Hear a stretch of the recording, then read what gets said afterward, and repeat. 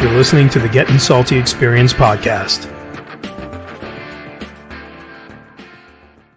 And away we go, and looky what the cat done dragged in, Pete. The deer He's dragged back. him in.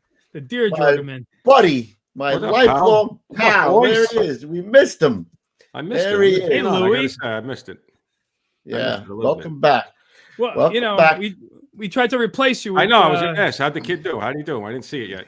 He did good. He did well. I mean, listen, he was no rookie or friend. I mean, you know what I mean? No. those are big come shoes. on. Those are big shoes. They are. Big shoes. Clown Well, shoes. welcome but back they're big anyway shoes. to the Getting Salty Experience podcast. It's the only one in the whole wide world that comes right to you with the Firehouse kitchen table and everything that comes with it. Thanks for coming along on this ride, Leatherhead Nation. The band is back together. PD, myself, and Ruffy. He got a 10-pointer, if you must know.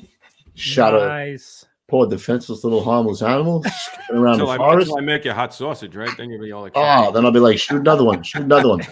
Give me more. Give me more. Yep.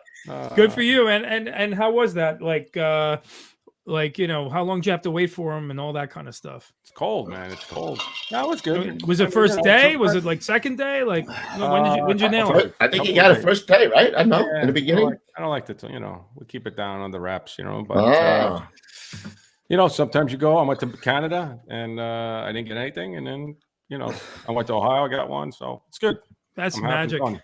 Good for you, man. That's awesome, dude. It's a lot of work, but I enjoy it. Yeah. But it keeps you sane. And you know what? Hunters, if everyone doesn't know, now they're gonna know. They're the number one conservationists on the planet. You know, you buy a tag that pays Nice, for I like it. conservation efforts. So Wow. Coming out of nowhere. if you're an environmentalist and you're you shooting a poor defenseless deer, that's a bunch of horseshit. It's So the kid did good then? you did great. Dan That's awesome. Wilson Jr. came in shit hot. He did well. Dan. He Yeah. did. Yep. His wife did a little better though. Oh, she was great. Yep. She yelled came at in- him. She came in busting balls, Lou. It was She basically called him a big fat pussy. And PUSSY boy. yeah, and where it goes from there, I don't know. I don't know. But no, So I'm going to bring up a little story. I got a little, it was my wife's birthday yesterday. Very beautiful day we had. happy birthday. Happy birthday. Lovely, Andy. Mrs. Yeah. So anyway, do you put up Christmas lights by you What do you mean? Sure. outside the house? Yes. Sure. Okay. So I had it down to a science. I wasn't gonna deal with the string of lights and all that other shit. So I bought about 82 of those projectors that shine on the house, bro. Yes, I like it. Dude, No, it's like Czechoslovakia. You're in, you're out. My house was so colorful. There's things dancing around all over the place, right? Yeah. And it's going over here. I So, don't like it. dude, I had it for like 4 years. It was perfect. It would take me 20 minutes to set it up, 15 minutes to take it down. I'm done. This year I think I want lights on the bushes outside. Oh, Really pretty. Can we put lights on the bushes? Oh, All right.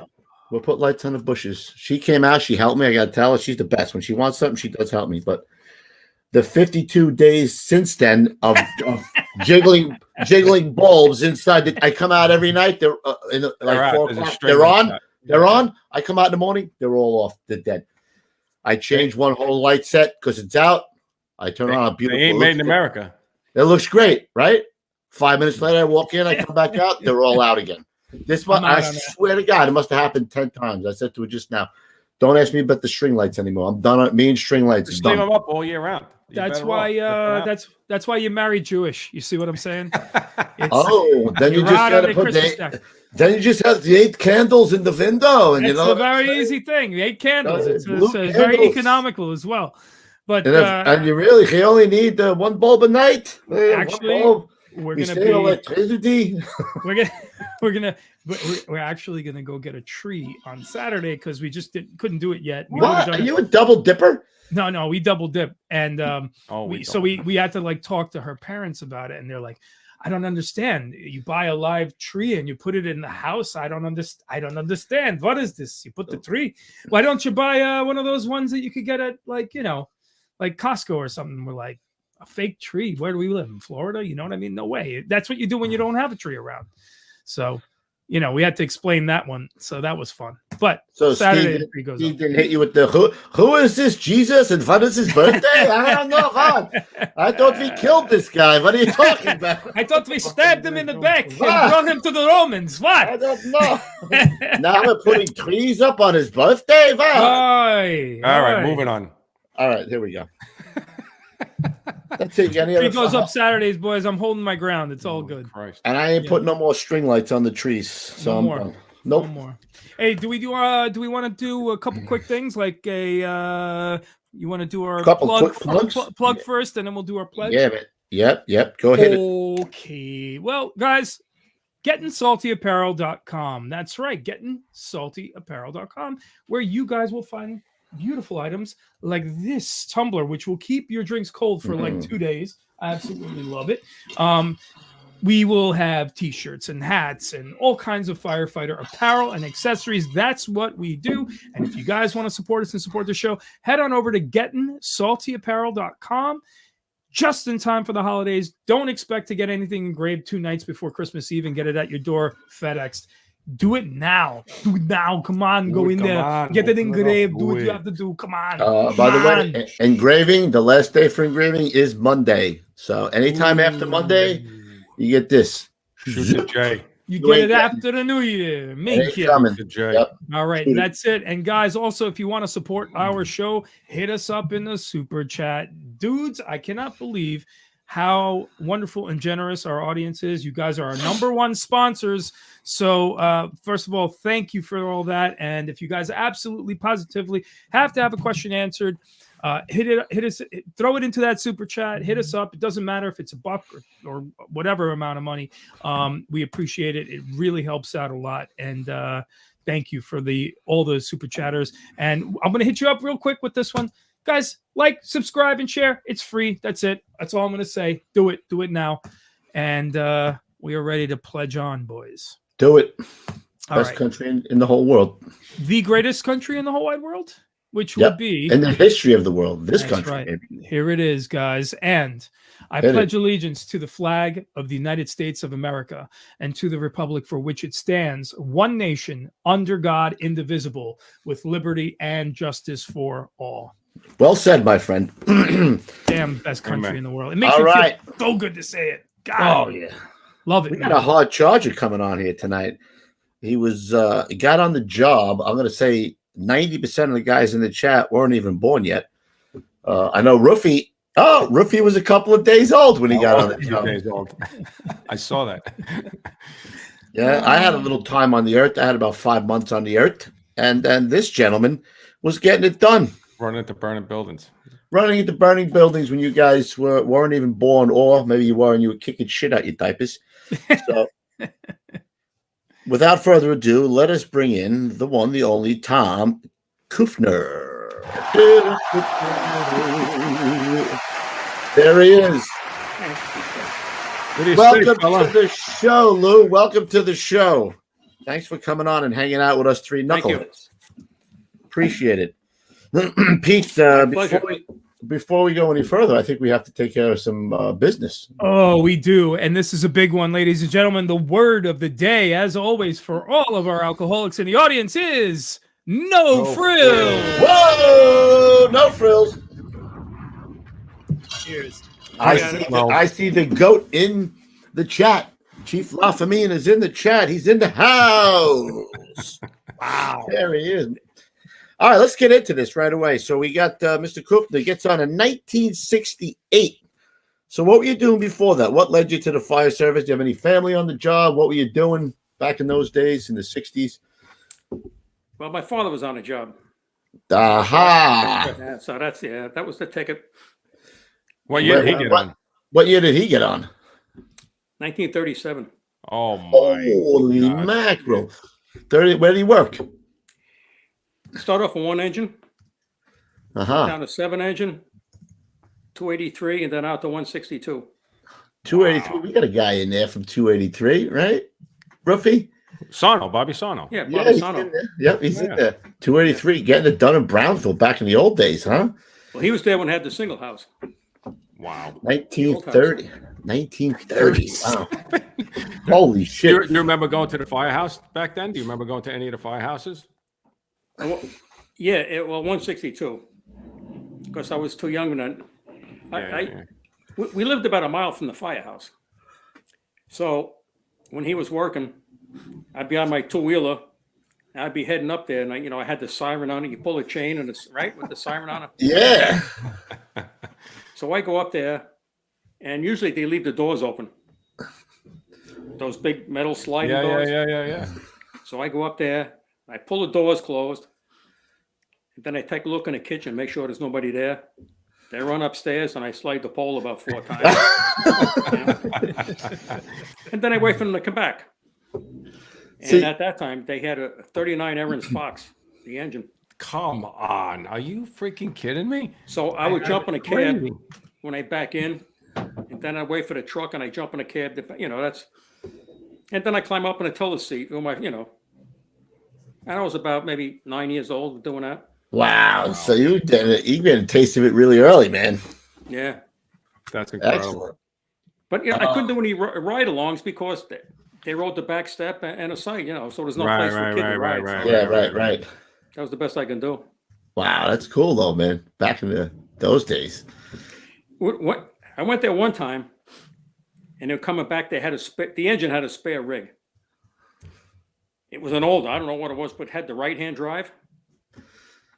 Really? So I jump in the front when I back up, and they stop to wash the wheels off. And as they're backing up, now I'm sitting on the left-hand side. I look back, and the guy in the truck forgot they had a right-hand drive, and he thought I was backing the rig up. Sticking my head out. Did you have any brothers that were on the job, or just you? No, just me. Just you. Yeah. So that was an easy ticket right there. You knew what you wanted to do. How old were you when you took? How old were you when you took the test? Well, I took the first test when I was in the Coast Guard. It was in 1966 or something, 65. They took a test. I think we got that picture, Pete, of a young Coast Guard fella. Pulling it up right now. There it is. Oh, baby face. 19. You got the cutest little baby face. Wow. So you took it the first time, and what happened? Well, I failed the test. Really? Oh, it was a tough test. Uh-huh. They had, vocabulary, math, spelling, Oh, shit. What? I would have failed that too. Yeah, I'm already sweating. He's like, what? Oh, What's the price? What's the price of a postcard? This is me. Yeah. The price of a postcard that day. That was one of the questions. What's the price of a postcard? Wow, you remember the question. Hell, I bet you nobody knows what a postcard. Well, I probably know what a postcard if they go away, but people don't send postcards anymore, right? So anyway, I failed that test. I get out of service, and I went to Eastern Airlines. I was a mechanic, and then the test was coming up in less than a year because not enough guys passed that test. It was a really short list. So I filed for the test, and I figured up there's like over 60,000 guys. Wow. That filed for the test.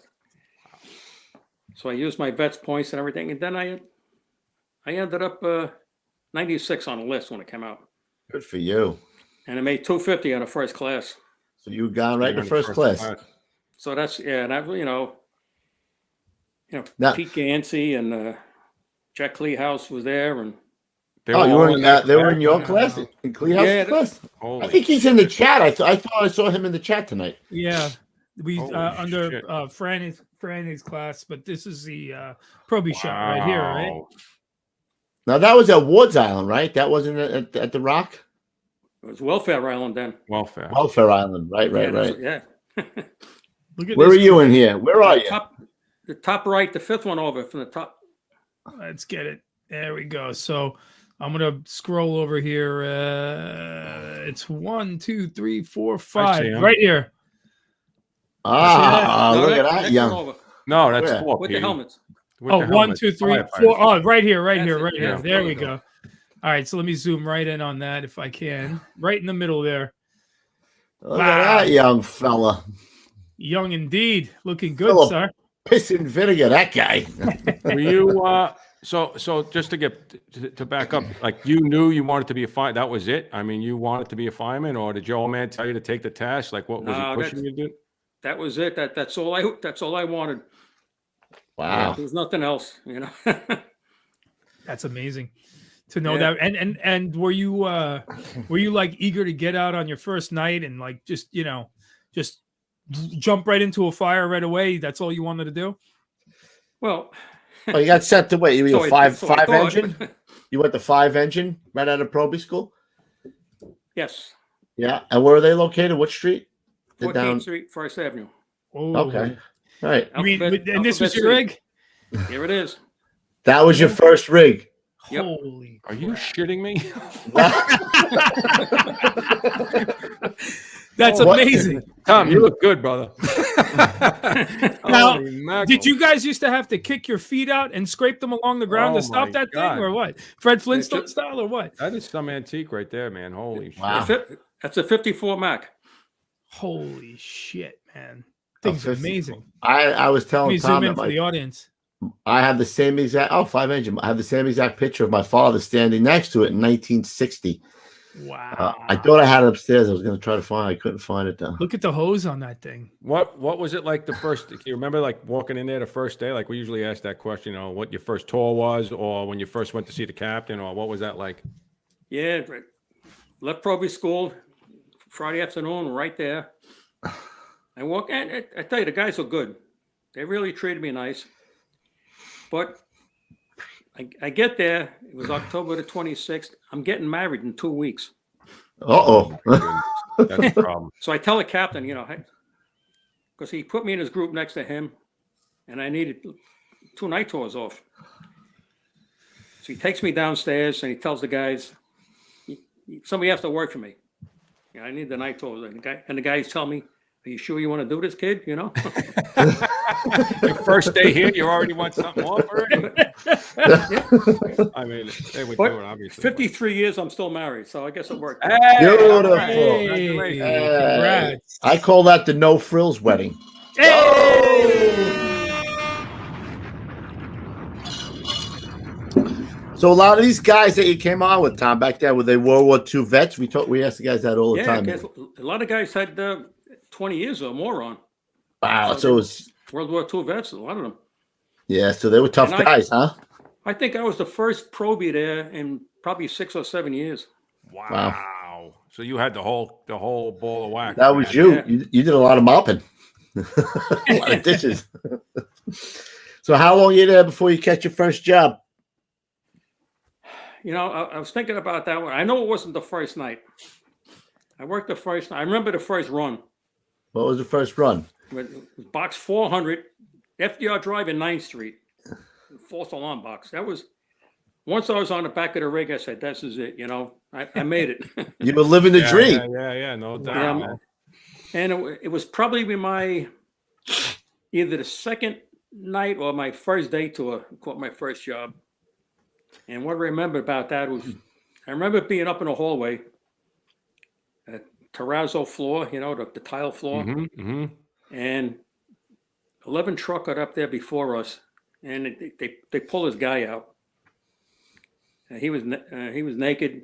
He was a white guy, but burned. He was all brown from the smoke. Yeah. His skin was like all slime and slippery type. Yeah. And I mean, this is my first job, and I see somebody, you know, that's not doing good. You know, not in good shape. You know? Wow.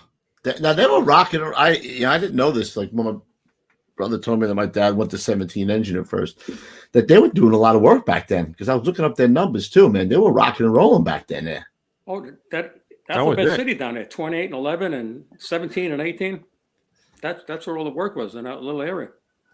Yeah. So how close you guys were running in with those guys? Is that what was you guys were running with those guys? Oh yeah. Yeah, we had 6-story tenements, mostly occupied. We had rear tenements too. It was, you know, we had there was some good jobs there, and mostly all occupied.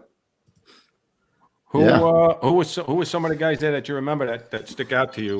You know, whether it was your bosses there or senior men there that taught you a lot. Oh, there's one guy, Jimmy Dunn. What a nozzle, man! Unbelievable. You know, I figured if I could be half as good as him, Nice. which I tried to be, you know, and it was Captain Seymour, Arnold Seymour. Well, of course, they're all not gone. Jerry Hopkins, who went on to be at 252 as the captain. I think he went up to Battalion 14 after that. What was it? Did you guys work straight tours back then all the time, or? Yes. Yeah.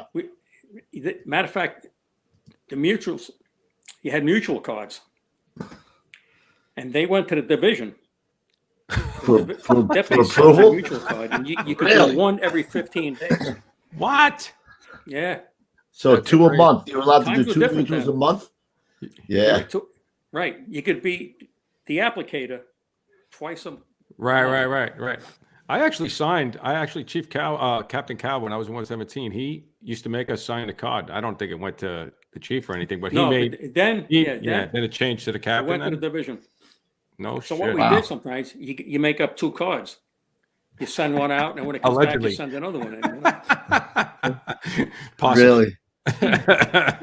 So what was the city like back then in the 60s, early 70s? What was the whole feel of the city back then? Well, the Lower East Side, that was all hippies, drugs, Uh-huh. a lot of cops getting shot. The 9th Precinct, they had tough day. That was, you know, it was a tough area to work in. The Hells Angels are on 3rd Street. Yeah. Really? Yeah, they were good. They used to help us take up hose sometimes. They were good. Really? Yeah, they had no problem with us. They didn't Yeah, like cops too much, you know. right. Yeah. I mean, in general, they kind of, you know, they did their own thing. That neighborhood was kind of wild anyway, right? So it didn't really matter. From my understanding, they you know, they kind of kept things, you know, believe it or not, quiet. That's right. Yeah. Yeah. And there was no problems on their block. No. Yeah. No. Tom, how did you used to get to work back then? When you were a kid, like how old were you when you got on? Where were you living? Well, I bought a house in Comac when I was in Proby school. Well, so you got married and Yep. bought a house in the I state? got married after I bought the house. Really? I did the same thing. And when I got the 5 engine, like I said, I just bought the house and I'm getting married in 2 weeks. So I had a lot of things going on. It was Wow. kind of a crazy time. But Did she make you put up Christmas string lights in the bushes? yeah. And they always went out too. Oh, jiggling it. Did you actually you drove to Manhattan from there, or were you taking the train? The first 2 years I took the train. But we had the cheap tickets. I think it was like $18, you know. Right. For the month or whatever. Yeah. Then after that, I started driving. Huh. How was it? Was it the same as far as the meals were concerned back then? Like you guys would go out for the meal, go shopping in there, or how was it different back in the 60s? No, there was, you know, well, there was no minimum manning then. We first come on, right? No overtime, no minimum manning. Oh, so sometimes we send a guy out across the street. We had a supermarket, send him out to the store. So if we had 3 guys on a back step and a box come in, you're going with 2 we guys. had no handy talkies. No So we shit. went out with 2 guys. I remember Really? stretching the jail with only 2 of us on the back step. Wow. But yeah, we sent guys out to the store, take the rig out. Mostly the guys went out. And we had the bells. That's all we had. Right, the bells. You know, and you know, like 3 o'clock in the morning when a second or third comes in, and now all the relocations, you know, they're tapping it. I think the bells never stop sometimes.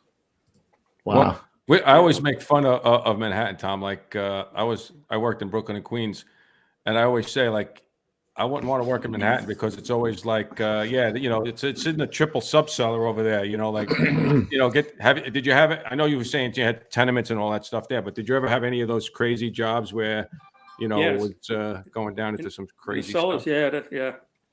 As a matter of fact, 5 engine was first due with the telephone fire. It's right around the corner. Oh, really? Those guys took a beating. Yeah, that was Yeah. What year was that again? What year was the 75. 5. Oh, so you were there at that time, Yeah. right? I was supposed to work the next day, but we were losing the time. that's when they were almost having a layoffs before that. And we've given up our personal leave days, you know. So I took my personal leave day, not knowing the next, they had the telephone fire. So I missed it the next day. I just missed it. Did those guys end up getting sick? Like, what was this? Those guys that worked there that day? No shit. There's one guy that's still living now. He's still going, but he's in bad shape. But I think most of them are passed. All the phones we had a telephone company car in quarters. Of course, that's all the phones we had. Everything was out. Yeah. I got to ask, this is going to be a little bit of a weird question, but does it bother you that you didn't make that fire after all these years? No, from what I saw afterwards, when I went in there to look around, I wouldn't want to be. I'm glad I missed that one. Yeah, no doubt. Yeah, that's. Yeah. Where was Danny Noonan working, Roof? What company was he? He was in Firetruck? Right. Yeah, on 13th Street, yeah. And the only reason I had asked that is because, I think a lot of guys, they don't have that. Now you have the perspective, you know what I mean? But a lot of guys, then they don't, and then they're just bummed that they weren't there with the brothers, So, it's better that you weren't, though. It's good. Yeah, I think that job used the most Scott bottles. 1,065 bottles or something like that. It was crazy. Yeah, Danny, and when Danny was on telling the story about that, I was like, it was almost like a movie, right? Roof was sitting here glued to listen to him. No doubt. The way he explained, the way he painted that picture, it was. He wanted to run back in and get his Halligan. Yeah. Right. Yeah. He left it there, or was that? He was told. He was ordered to leave it. Yeah. Yeah. Because there was wiring. And if he had the Halligan, he could knock into the wiring and get electrocuted. Unbelievable. The first floor, they had big cement columns, and you see the cement, they're all spoiled, it was coming apart. It was like, I said, that would be terrible in that. Yeah. Yeah. No doubt. Wow. And how much time did you end up doing at 5? I was there 68 to 77. And then you went to ladder 155, the Viper's Nest, huh? Before we depart, this is the last. Oh, look at that guy. Looking sharp. Got a couple of units there. You got an A? Yeah, I got an A. Yeah. I ended up there with an A and a B, I think, when I left there, in 3 units. From what? How'd you get the A and the B? You made a grab while you were on the line, or? Well, I made one grab that I didn't get anything. Well, it's everybody. Everybody's got one of those. Well, yeah, they gave. I was still a probie. I was there, sure. They gave it to the truck. I said that's all right. And then there was another one. It was an invalid. He was trapped in a room, and they couldn't get in through the doors. So somehow I ended up going out over the fire escape, crawling on the front of the building, and went in through the window that way. Spider-Man. Just say it's like Spider-Man. It's always those Manhattan guys doing that stuff. Now, I don't know if I got an A or a B for that. But the other one, I took a gun away from a guy. Really? Oh. Yeah, I was out in quarters. There's a guy in house watch. I'm just standing by myself watching a parade come past, all these weird people. And a lady comes up and says, there's a guy next door with a gun. I said, really? Let me go. So she takes off. I go around, I take a look at the building next door, and I see these 2 guys. One is taking a gun away from the other. I don't know if he sold it or what.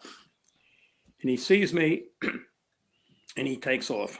Well, I take off after him, and I catch him down by First Avenue. And I grab his arm, and I wrestle a gun away from him. It's a handgun. That's crazy. I'm lucky it didn't go off. Could have shot somebody.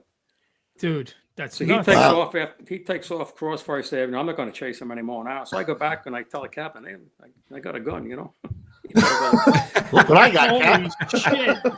Pete, Kevin I'll Malone just say in- this, Petey. Yeah. We don't make them like we used to. You know what I'm saying? No way we don't. But I got to say also, too, Kevin Malone in the chat is asking, was it Alec Baldwin? Too soon?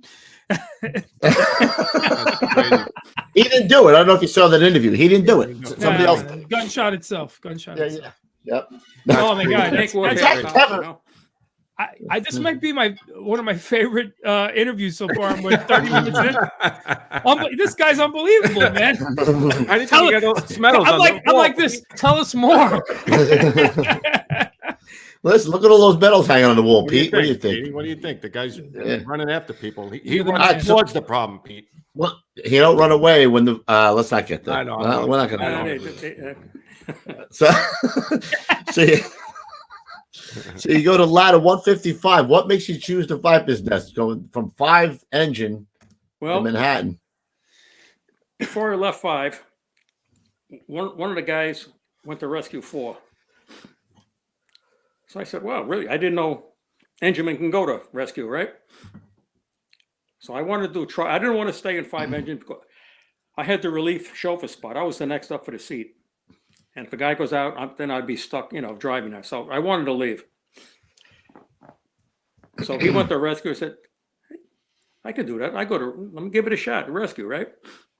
So I call up the captain, Joe Destis. Captain, Yeah, Captain Destis.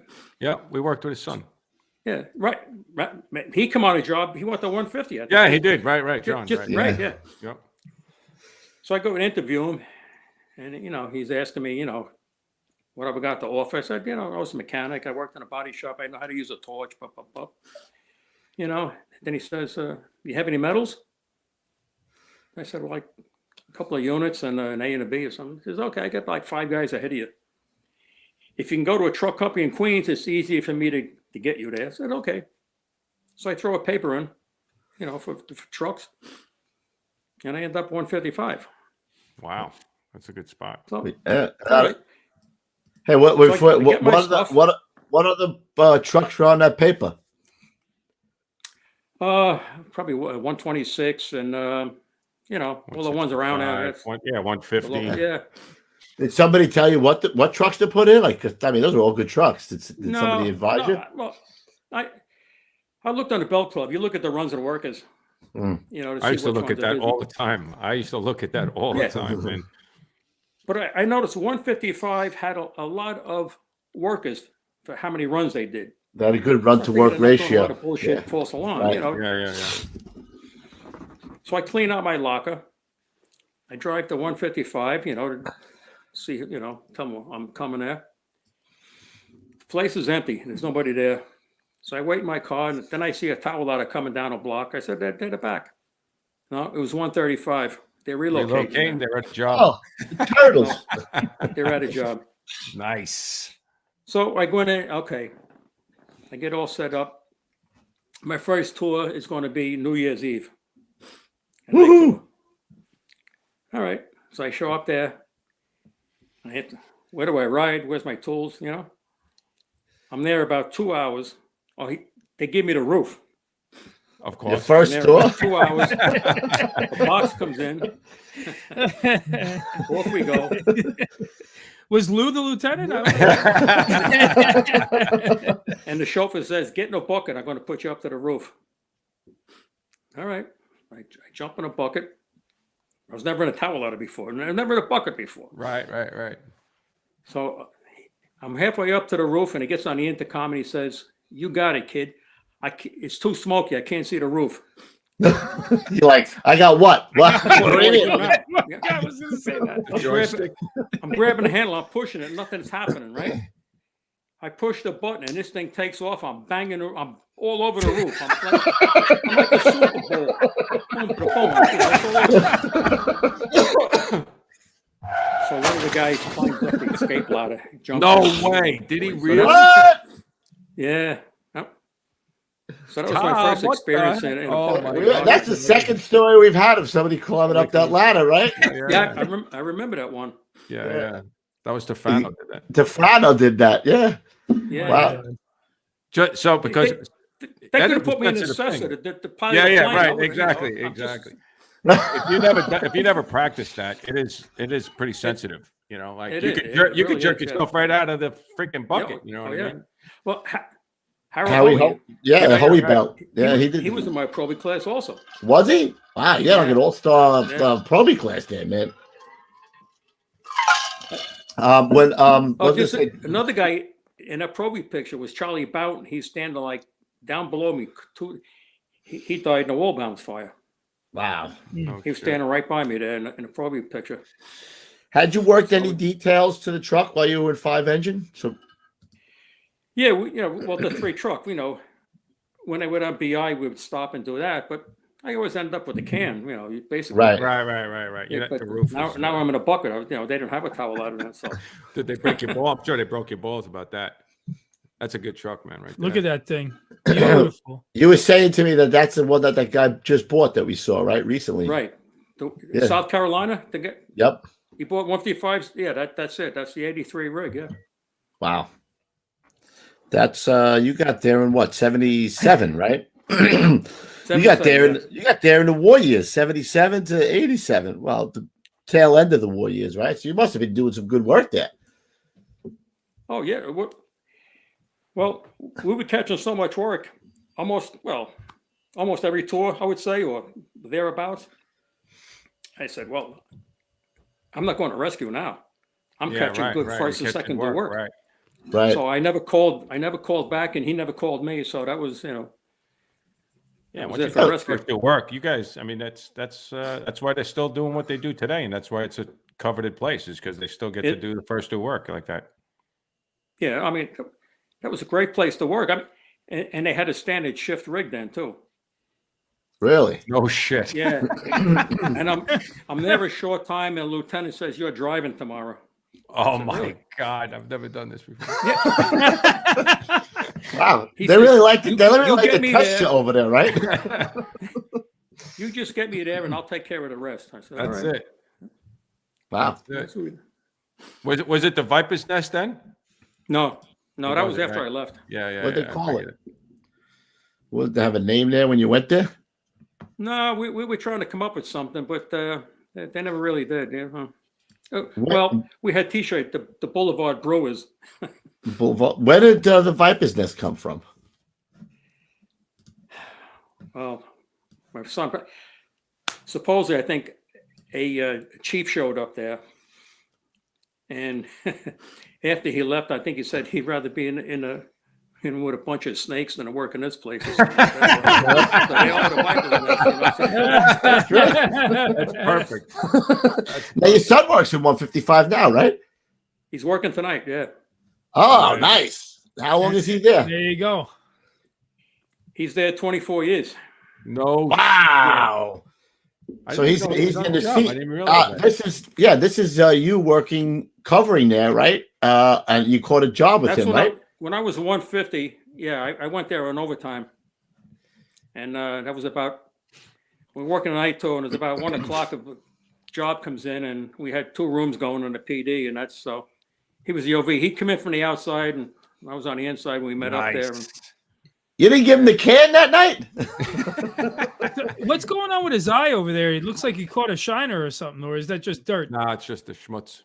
Yeah, like I got a cut on my lip. He might have a little, Yeah, it looks like it might be blood or something. Yeah. Wow, that's a great moment right there, huh? How many guys get to work with their son and catch a job? And you both have the exact same look in your face. I'm going to say, what the hell are we doing here? Thank God he looks like his mother. You know what I mean?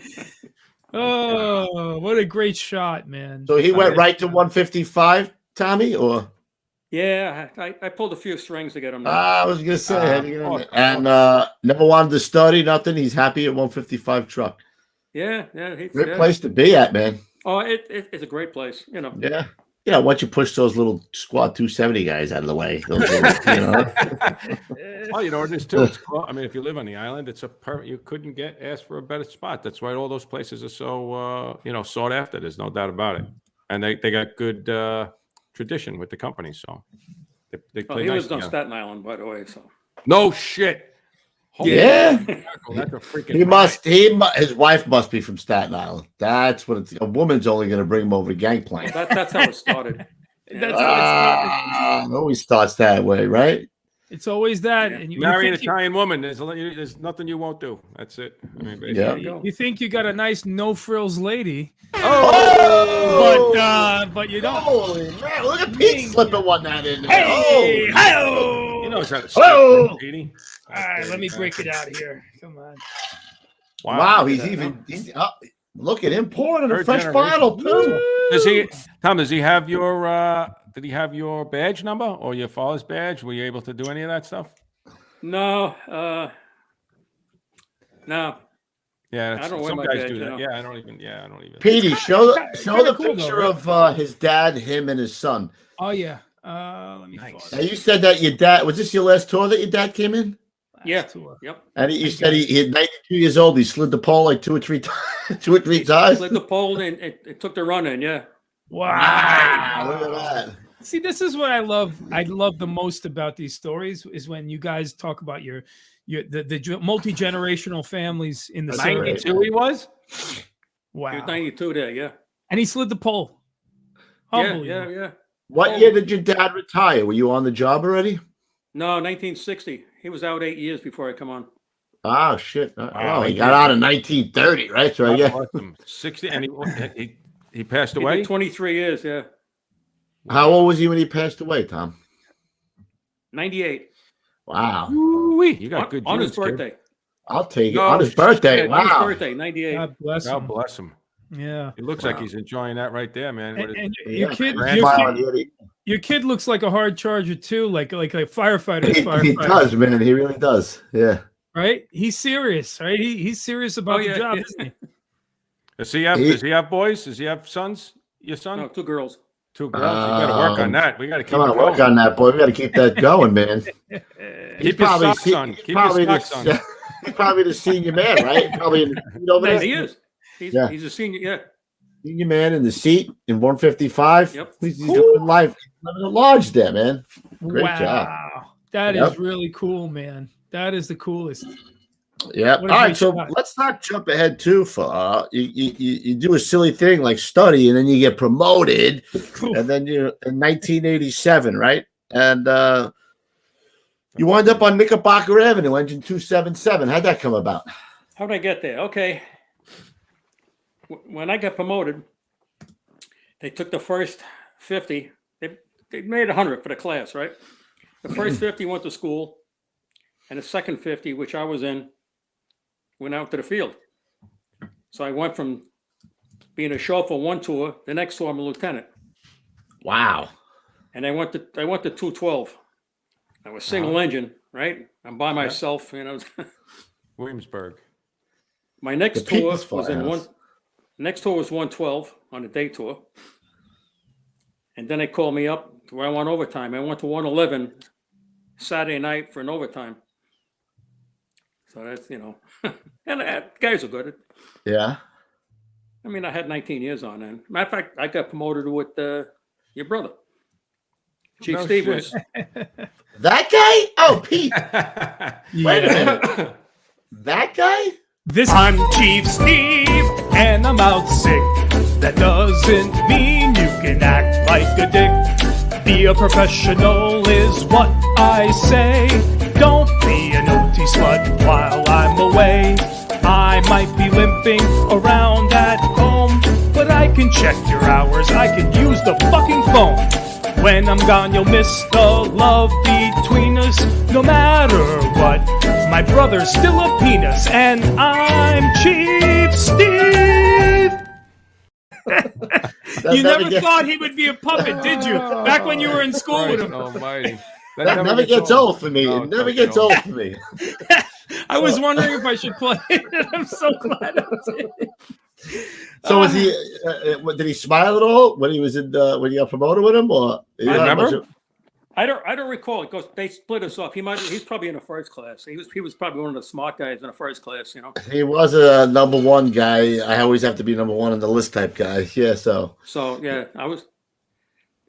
So now after that, I went to Flips. I come out of Flips, and they were going to send me to the 5-7 relief spot. But I seen on the orders, a lieutenant just left 277 to go out to Queens. So I knew 2 lieutenants that were working at 277. We were both firemen together. At Oh, that's 155. perfect. That's perfect. So I call him up and I say, hey, listen, you think you can get me in the UFO spot? He calls me back. He says, you got it.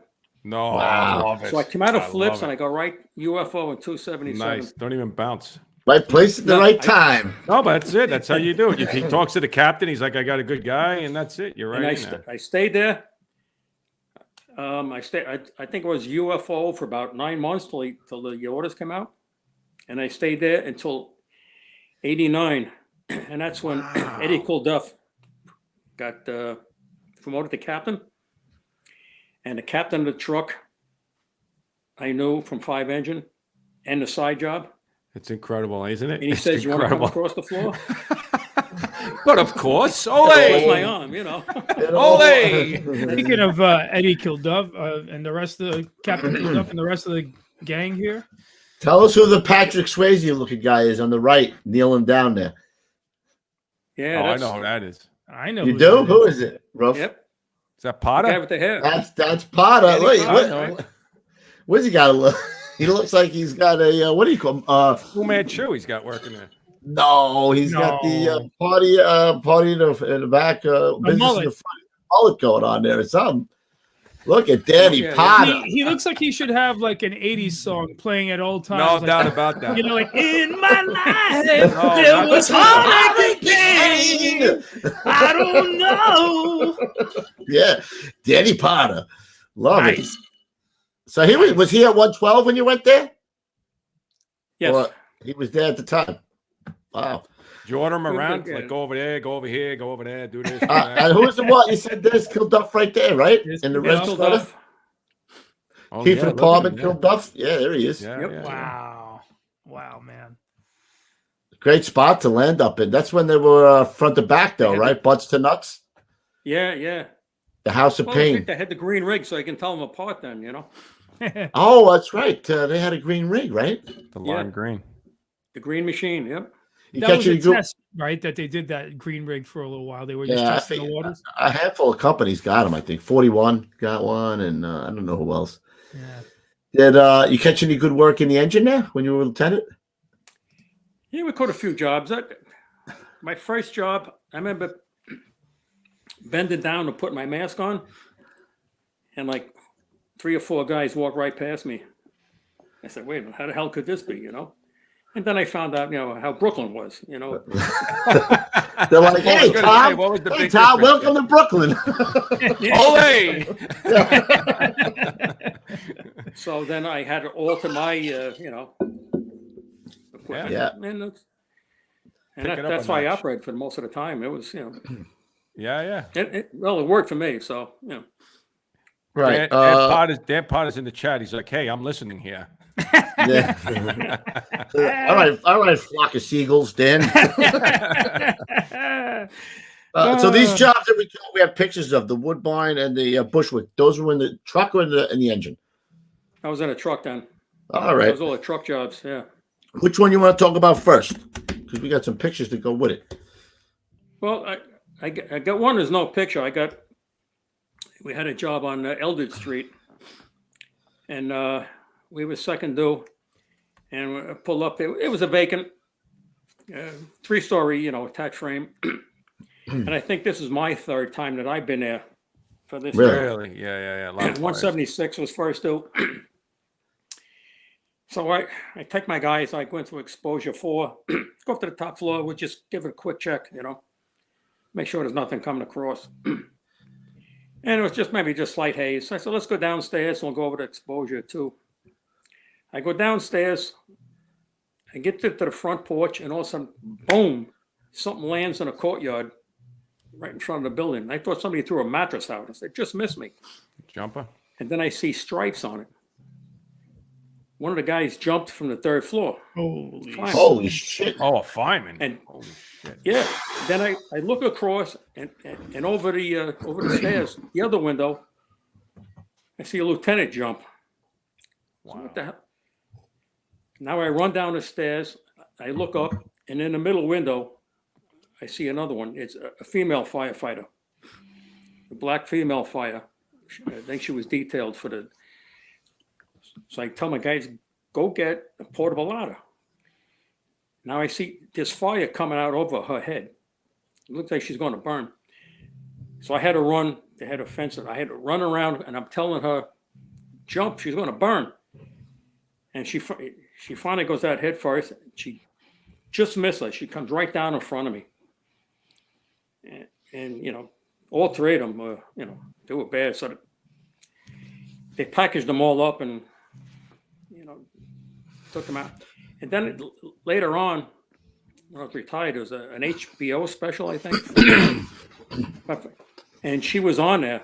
I forgot her name. And, you know, they all retired. They didn't come back to work. And yeah, that was her. She landed right in front of me. Jeez. I think she didn't land on the fence. Wow. Bobby saying, Bobby Sarnell saying, Lieutenant Billy Flynn and 2 members is what Bobby Sarnell's. Bobby. All from 176, they were. Yeah. Yeah. Yep.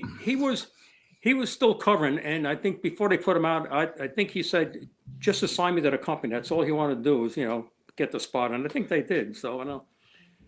Chief Daly saying Harriet from 33 Engine was the female. Chief Daly's. Wow, that's got to be a wake up call right from there. Manhattan detailed, and I think the engine was out getting a meal or something, so she rode with the truck. That's how, you know, shit. That's how they. Huh. So what's the? That's not the Bushwick fire. I never heard. That's like Cypress Hills over there, isn't it? Somebody close to Cypress Hills over there. Elder Street. Yeah, probably is. Yeah, 176. Yeah, it was down. It was. There. Yeah. We were out at another job, and 176 was out. So we were down the other end of our district when this box came in. And now there was 2 of us. They should have been first due. We would have been second due. But because we were out, we got in first due. And went up there and was found a couple of. Actually, we had 4 DOAs. You know. Wow. Yeah, it was. Did they ever say what happened? I mean, obviously it lit up, but what did they ever say? What the situation was? Did they ever talk about that? Like Yeah, you know, I'll probably have to go back and read the article. I went back the next day, you know, to critique the thing, and that's how the pictures come in. I think somebody from the news showed up. And do we have any of those pictures, Tom? No, not on that one. No, we have Woodbine and we have the Bushwick fire. Yeah, the Bushwick Avenue. That was the Bushwick fire. The Bushwick job, yeah. Oh, was that the Bushwick job? Okay. Yeah. So that was this fire here. Yeah, that was the next day. Yeah. And you have a couple of them, right, Pete? That's the room that they were in, or where is that? That was. Yeah, that was. What year was this, Tom? I don't remember. That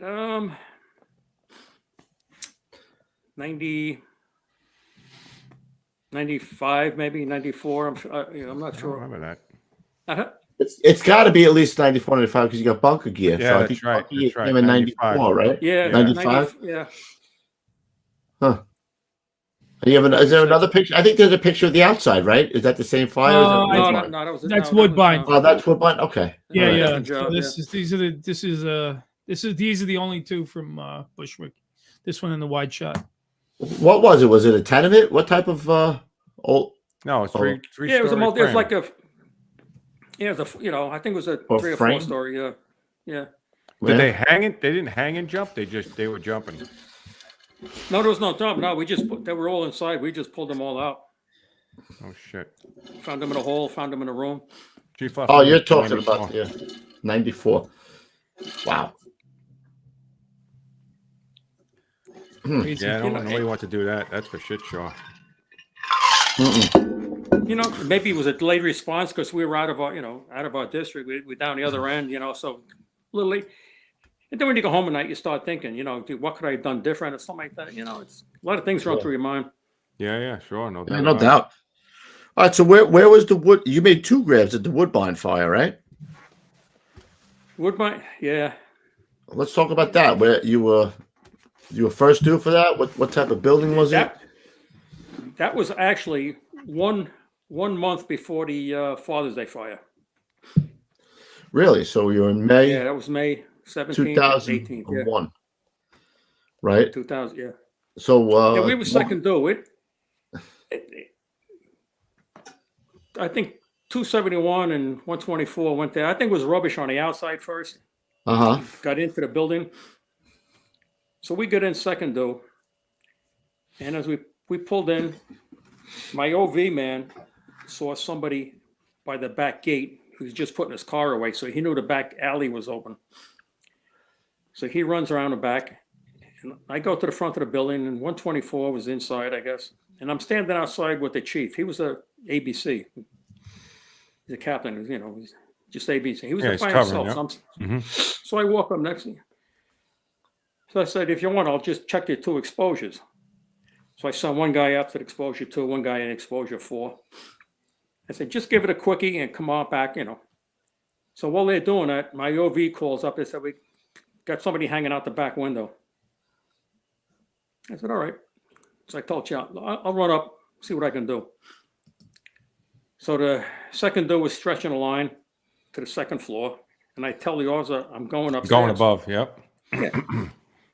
So I go upstairs, pop the door, crawling into the kitchen, and I find this guy holding his kid out the back window. Holy shit. So, and there was furniture in the way. The fire escape was on the other window. So I grabbed the kid and I put my mask, put my face piece on him, and I get him over to the fire escape. And my OV comes up, takes the kid. And then I go back, I get the old man, I get the father, I get him, put the mask, and I get him over to the window. Nice. And I said, anybody left in it? You know, he said, I don't know. Because he had his wife or whatever, you know. I said, there's nobody else in there. Maybe. let me make a quick primary, right? Right. So I go along the wall. The wall's on the left-hand side. All the way up to the front, and it was pretty nasty in there. I get to the front bedroom, and I said, let me take a window out. I get the wall, and I'm tapping the wall, and I feel bang. I hit the glass with my officer's tool, and I break the window, but it was a thermal pane. I only broke one pane. And I'm holding my light up. I can only see about 4 or 5 inches. I got my light right up there, you know, and I'm banging on it. All of a sudden I see a lot of red out there. What the hell's going on? So I shut my light off. And I think maybe it's the light from the rigs or whatever. But the fire was coming up the whole front of the building. Holy shit. Yeah. And the chief Good chief thing says, you didn't fucking hit that window, man. No. oh, you're right. And the guy in the bucket of 124 saw my hand light at the window. So he said, don't start water. That was ready to start the bucket. So once I saw that, I said, let me be feet out of here. It's time to leave. Yeah, back out. So now I'm boogieing down the floor. Let me get to get out. I get out to the hallway, go down the stairs, and I look, and I got fire coming up from the second floor.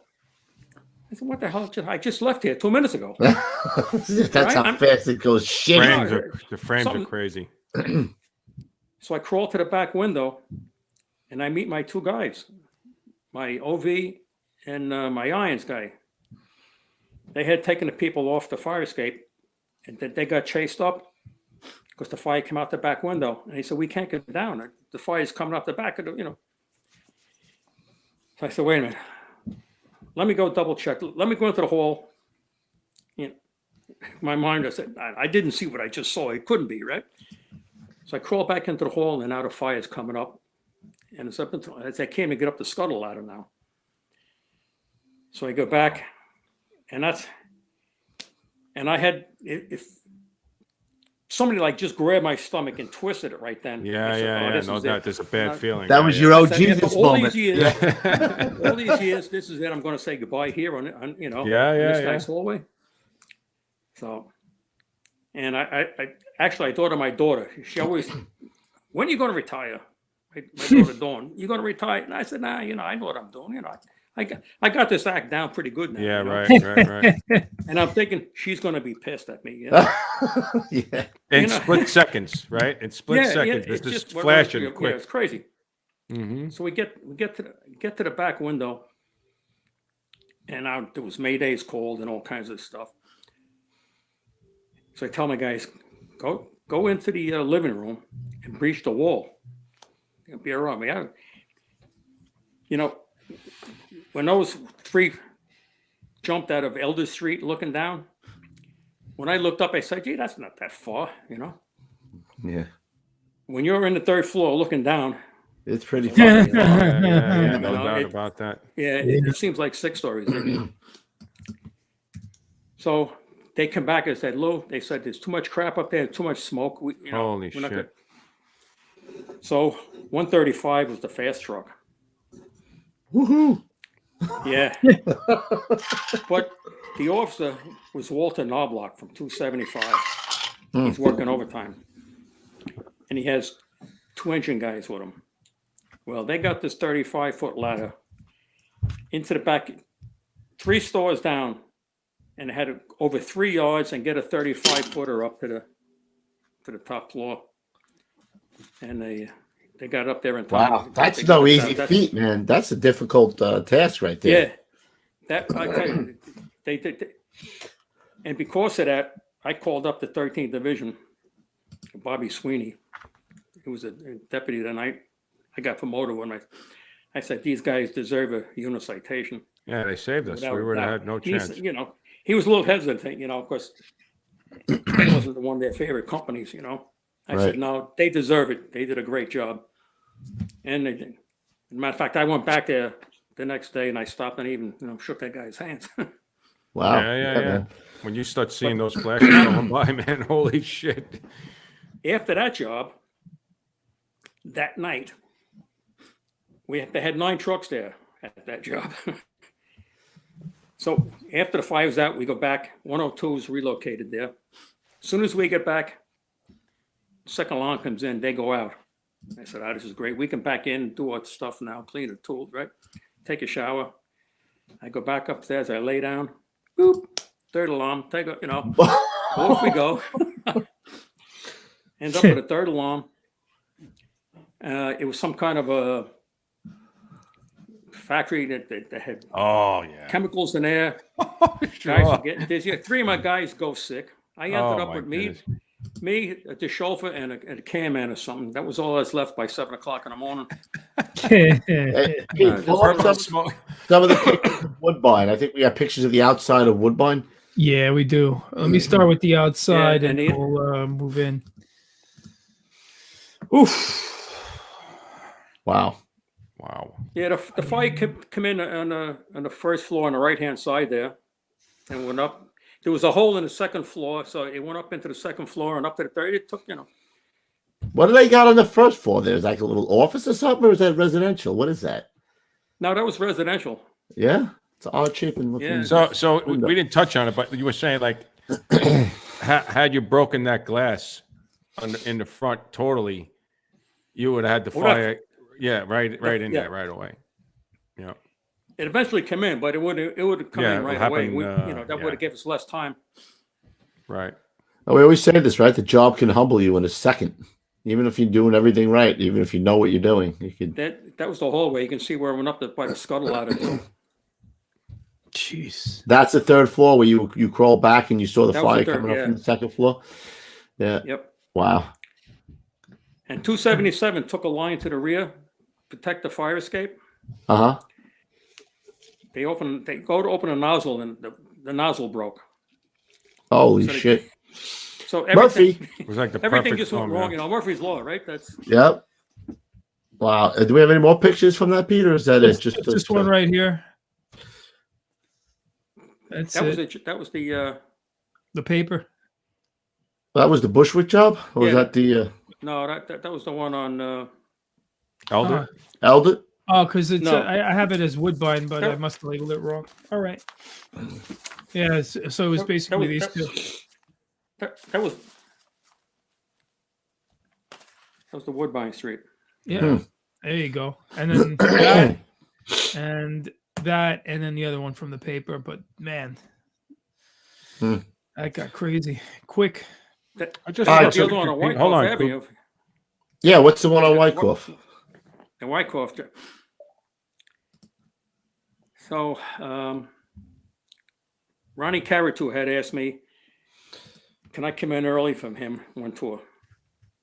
He worked the night tour. I'm doing the day. I'm doing the 24, so I'm coming in for the day tour first. So can you come in about 6 in the morning? Yeah, sure. You know,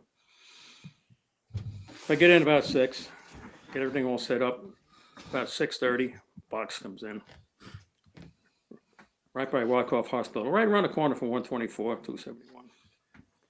And we pull up, and it's roaring. And I see this guy coming down the outside of the fire escape from the 3rd floor. So fire was on the 2nd floor. The chief says, go up to the 3rd floor, take a look, see if you need a line, let me know what's going on. So I go up there, take my guys. I go into the room, and there's fire coming in from the front into the 1st floor, into the 1st room. So I call him, I say, yeah, we need a line up here right away. And 218 comes up with the line. And as we start to move in, my guys go to the right to vent the kitchen. And I tell the engine, keep to your left, go straight. I go to it was a corner building, so I go out to the wall and let me take the windows out as they're moving up. Taking the windows out, all of a sudden, like it goes dark. I turn, what the? The fire burned through the floor, burnt their hose. They lost water. They bailed out the other door in the other bedroom, you know, the one room that's always blocked by furniture. Yeah. They bailed out there into the hall. Now I'm over at the window, and I got fire behind me coming up from the kitchen and the door and from the front room. So now I'm looking out the window. Instead of throwing my helmet, I took my light and I chucked it at the chief standing there. Now I'm looking down, you know, there's 3 floors, a long ways down, and I got the subway entrance there. You know, I said, this is going to hurt if I have to jump. So who sees me? A female firefighter on light duty with the rack unit. She grabbed the ladder and threw a ladder up. No shit. Really? Pulled my butt out. Nice. That's awesome, man. Holy shit. What's with you in the 3 stories jumping out the 3rd floor window? I don't know. That's when you got to start wrapping it up. Yeah. Wrap it up. Yeah, wrap it up. And the chief asked me, you want to go sick? I said, I didn't even start the tours yet. I got another 24 to work yet. Right. You know, we were talking about it in the pre-show about, and I saw a couple, Chief Lafamine and a couple other people mentioned Captain Caratu with the Schwinn. You know, like as soon as I mention his name, right, that's what comes up, the Schwinn. Yeah. The Black Phantom, the Black 56 Schwinn Phantom. He used to every person who ever relieved him. Yeah, he would talk about this bike. Coops. He had the picture of himself as a kid on the bike. I know we talked about it once before, but yeah, Tom. Lafamina said it's in the basement with Pee Wee Herman's bike. Yeah. I mean, he used to talk about that all the time, right? Yeah, when you're out on BI, take a look. You know, one of those. Yeah, he used to say that all the time, Coop. I'm not kidding. Yeah. He used to say really. Wow. Oh my God. Where is that guy? We gotta get him. Yeah, we gotta get you. Talk to him at all? Do you talk to him, Ronnie? Yeah. Occasionally, I might see him around the neighborhood. He doesn't live too far from me, but yeah, I sometimes run. We got to see if we can get. We got to get. That would be the funniest thing, bro. We he definitely has that picture. You got to see the picture of the bike with him, Coops. It's like one of like one of those perfect, racing bikes. Yeah. Actually, I have the picture of the bike and him. There he is. It looked like that type of a bike. You know what I mean? It was hilarious, but he was the built-in horn and everything. Yeah, it was like Wow. And he always used to keep his jacket over his arm. Right? He didn't like wearing his showers pants. I forget when he never wore his pants or something. Right? The bunker pants. So let's talk about how I'm gonna say it, Pete. The No Frills name came about.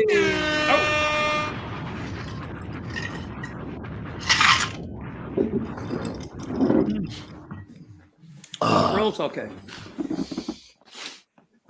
So John Vigiano, he gets assigned to 176, and he has a lot of pull. He knows a lot of people. I'm like Ensign Pulver, I'm the laundry and morale guy. Nobody knows who I am. Nobody knows who that reference is. These guys don't know.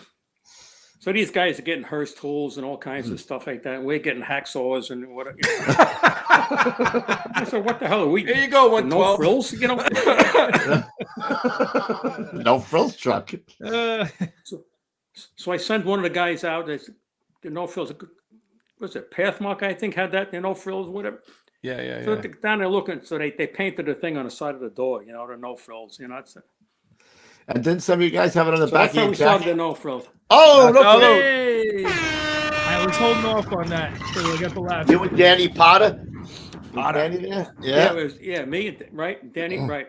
Me and Danny, we I think you got pictures of that, Pete, with the little car. The no. Oh, I got it. You know what? The no thing. Are they still use that, right? The no frills? They still use that name or no? Check it out. There you go. Yeah, Look at that. That's me and Danny. Freaking awesome. I can't. What was the story with that car? I think Danny told us the story with that. Maybe. Yeah, he did. Yeah, that's one of the companies went out of service, and a job came in while they were out. So the bunch of guys, they threw tools in one of the guys' cars and took off for the job. So Look at the light. There's a portable on it too. Look at the lantern. He told we take the guy's car, of course, it was red. We put the stripes and the magnetic numbers on there. You seen my hand light? Yeah, I love it. It's like an old lantern. Yeah. So we made our own no frills car, Oh, no frills. Hey! I like it. It even said I'm no done with frills this on the bottle side here, of the bro. vehicle. I'm trying to save you, Kev. Woo! We're all in Drinking trouble. the moonshine In about tonight. 5 minutes, look for the 1,000-yard stairs and Coob's eyes. Woo! Woo! Who were those I guys? think that In was that Danny's picture? idea anyway. So that was a good one. Who are those guys in that picture? You remember names? Yeah, Tommy Dunn on the left. He was I think he was a sniper in Nam. No kid. That was his car, by the way. I think Kevin Calhoun and Oh, Calhoun, right? Gene Cummings. Kevin Calhoun, wasn't he in 235? An officer in 235? Yeah, he was in 235. He was. Yeah. I worked with him a little bit. Yeah. Did you? I would have never gotten rid of that car if I was. That's Potter in the back there. Isn't that Potter in the back, right? Yes, with the helmet on. Yeah. Yeah. And there's somebody saying Ira Thorner. Who Ira Thorner is? That's on the right. Ira. Yeah, that's Ira. On the right. And Gene Cummings. Yeah, check out, what year is that? Check out all the graffiti on the firehouse itself. Oh my god! Oh my god! That's a lot of graffiti. Wow, that's Pete. That's what we talk about. The butts to nuts. See, Right. It's only room for. So if the engine's got to run, the truck's got to pull out. Wasn't and let them out. that spot that we went to in Brooklyn? We did a spotlight on 210 and Rescue 2 had the same. 210 and Rescue 2. butts to nuts. Butts to nuts. There, House of Pain. They call themselves that too, right? The House of Pain. What does that say? That was the ant farm. He talked about that too. The ant farm. Yeah, right? it started off the ant farm. Yeah, that's some guy started that. Then was the House of Pain. Was Danny driving you there? Was he a chauffeur when you were there, or? Yeah, he drove. It wasn't my group, but yeah. What is that picture there, Petey? Come back. I'm going to the chauffeur school picture actually, but which one did you want to see? Tell me. No, that's cool. What picture is that? Where is that? That's a chauffeur school, 75. Engine 5 went up to chauffeur school. ECC school. Look at that, bro. Where do they have that? Where is that at? That was over at the Rock. I had I bought a car for $65. I went to the body shop. The car was wrecked. Cars were $65 the year I was born. That's nice. It was a 66 Chevelle. The door was hit. The fender was hit. The grill. My kids called it the crasher car. So I go to chauffeur school with this junk box, right? The guys thought I really couldn't drive. They thought I did this damage. and I end up becoming number one at a chauffeur school. And this guy, how the hell did you come in number one? You can't even drive, you know? Yeah, I bought a car for $65. Chevelle, you say Chevelle? What's that picture there? It says 155. It was a black and white picture there. Oh, yeah. This is a Grab. Right after a Grab, I think. This is a Grab I made when I was in. Well, I was working I was in 155. I was there about 11 months. I made a mutual in 302, and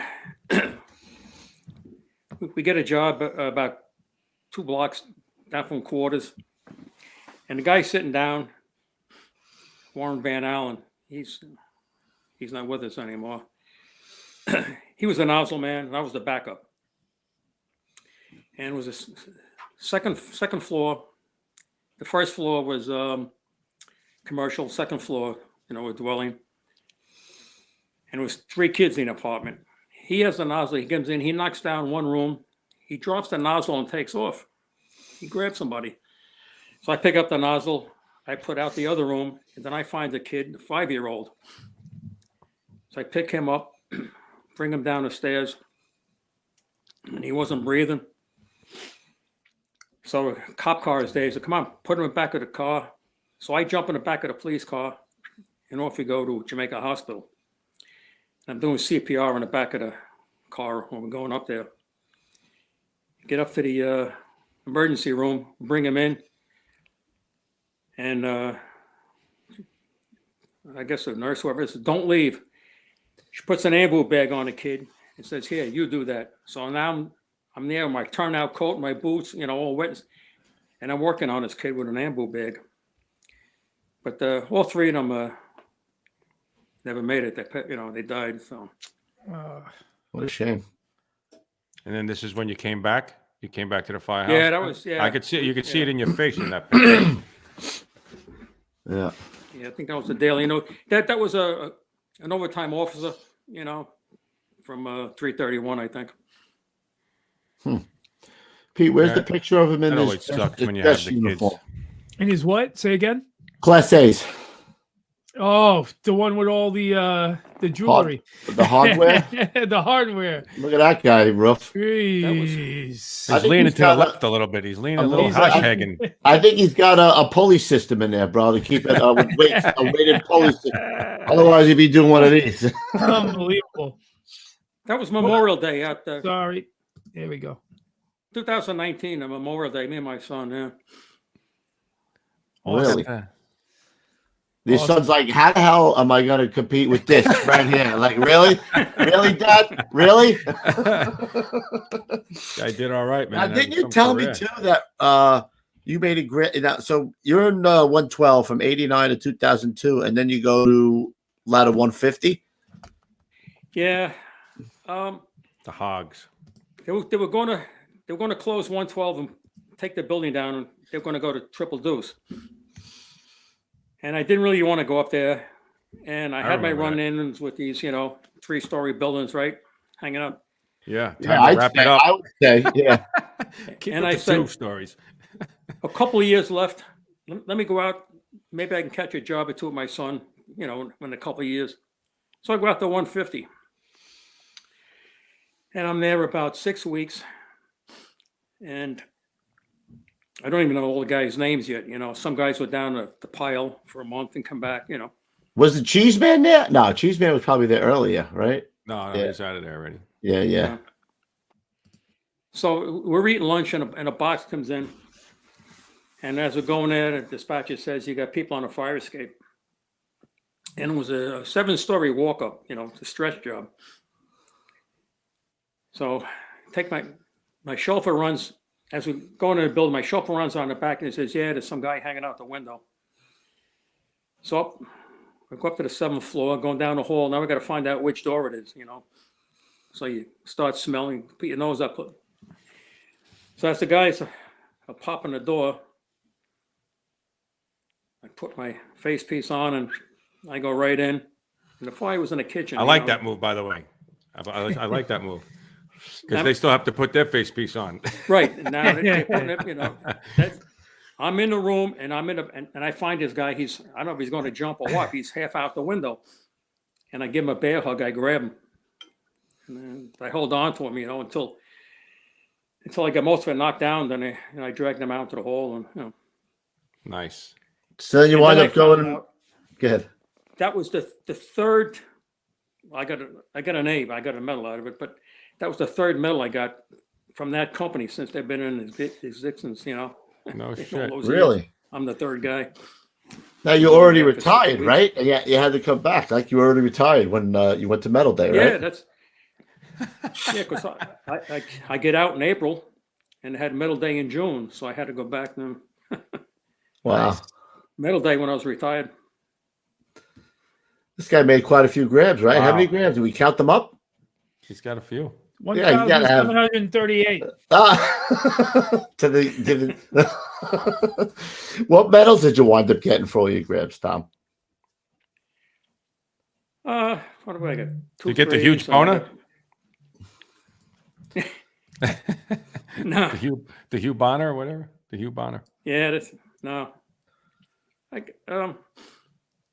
Company Officers Association and Doherty Medal, I think, one of those. Yeah. That's a cool day, right? With the family and everything, and the company. Oh yeah. Today somebody gets an A.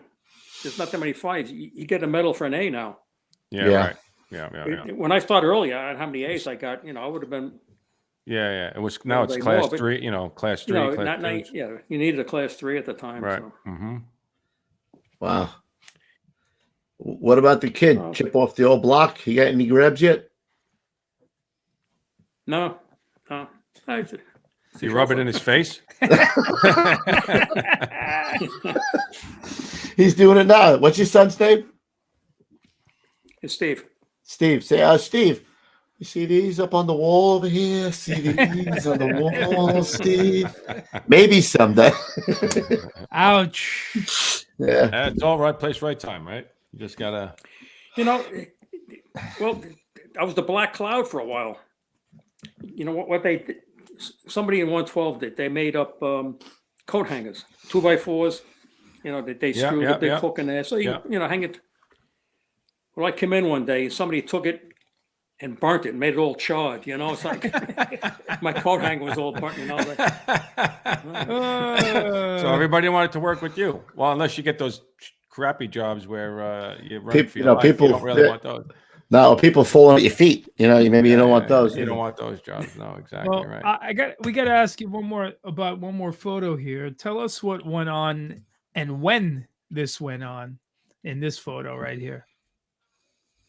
Yeah, so this is the Class A I got from Ladder 150. And like I say, I was retired then. And you got my son off to the left in uniform. Mm-hmm. Yep. And there's my wife to the left of me, my father, and then my daughter next to my wow. father. Yeah, there's your dad right there. Yeah, cool. Yeah. And Bloomberg. Yeah. And Bloomberg, the mayor. And Bloomberg. Scapetta. That guy. And Scapetta. Hey, look, he's got that bad. His son's got that badass look on again, man. Like He's got the look. right? He's got the making love look to the camera. On, I don't know if he's making love to the camera. Hey, there he is. No, he just looks like he's got, he's got like it. like he wants to rip your kick a face door. off. You know what I mean? It's Scapetta. Yeah. Nice, man. Yeah. Nah, I'm telling you, the kid's got that. You know what? He's got 3 generations of firefighter in him. That's what he looks like right there. Badass, man. So you were a viper and a maybe. hog. You were a viper and a hog. That's right. Yeah, and a no frills. Hollis Hogs. What was what was 5 engine? Were they an animal? They didn't. No, they don't have any names then. Matter That's a great shot too. We first went out for the collar pins. The police emergency service had the E5. We're the first ones to get the collar pins and put on E5. I got from emergency service when they had that.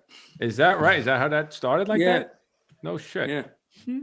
Wow, look at that. crazy. See, there's a little nugget we learned tonight. It's a little nugget. Trucky 117 in the chat said that Bloomberg had his hand in your pocket. My wallet was empty, so he didn't grab anything. Tom, if you had to take one thing away, like memory from each stop that you had, Engine 5, or one thing that stands out in your head from each place that you went to. We're all all great places, man, right? Yeah, I mean, for single engine, for 5-engine, in the 3rd division, it was a good place to work. We had a ghetto. Then you go up to Gramercy Park. You had millionaires there. We went all the way up to 34th Street, up in Bellevue Hospital. We didn't go too far south because more companies, but it was a diverse area, like I say. We had a building. I went to a building one time, do an inspection, Gramercy Park. You step in the elevator, and the elevator guy, the cables run right through the middle of the elevator, and he's with his white gloves, and he pulls the elevator. Oh, really? Like yeah, manually? No shit. Imagine man. it. Wow. Yeah. Yeah, yeah. Like you want to take your boots off when you walk into somebody's apartment, and you go a couple blocks later, and you're walking through dog shit. Yeah. And the other elevator has some human shit in the corner with some, pits and everything. Yeah. It's true. Wow, it's short walk. I've seen that before. Like, I don't know if that was in a movie where they have like the accordion gate and you see the guy pulling it up like that. Yeah. That's the only one. I only seen one, but that was. Wow. That was too bad that you got married right at that point. Being in Manhattan, as a young buck, you might have, gone out a little bit. You know what I mean? I gotta ask. I done good. You've done good. No, 53 years, man. I'll sign the papers too for that one. Somebody's saying Engine 5 is the 14th Street Express now. It is now. Yeah, that was after. Yeah. After you left. Yeah, Pete, it's up. I mean, listen, this is a man who's, 3 generations of firefighting in his family, what's the biggest takeaway with all your years and your son's still out there tonight making you proud? What's your biggest takeaway from the service?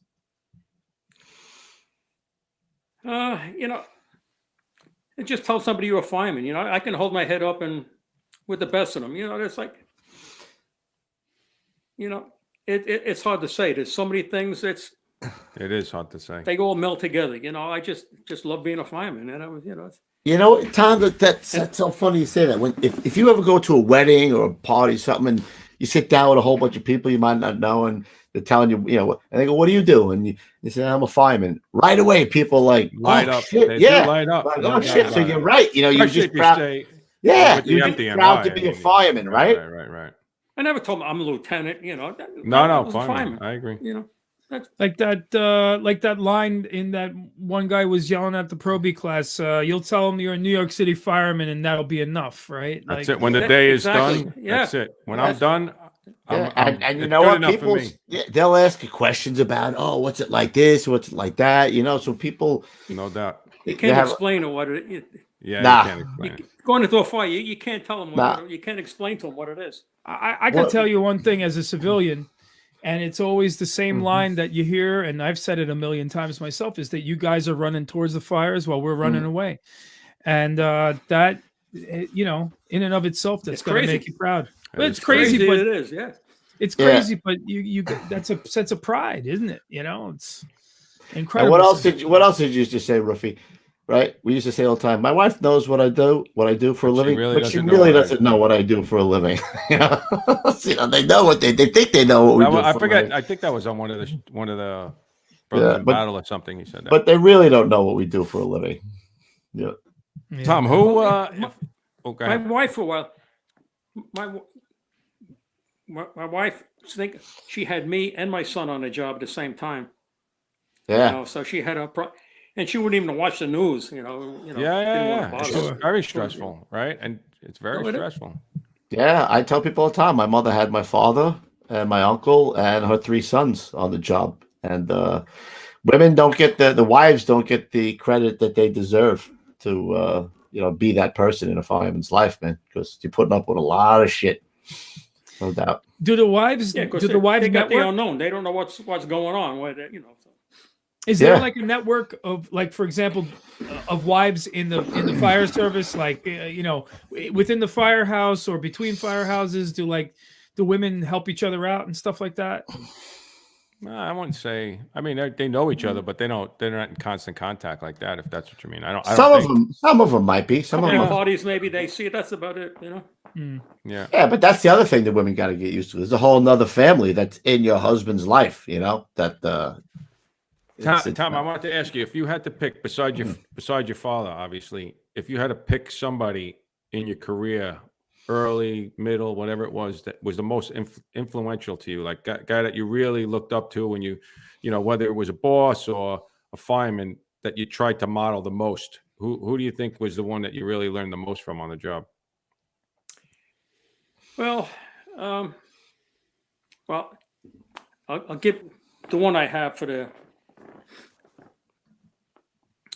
tip of the day, and I'll save one guy for that. Okay. But the other guy, like I say, the one nozzle man. Oh, the one that you mentioned earlier, right. leather lung.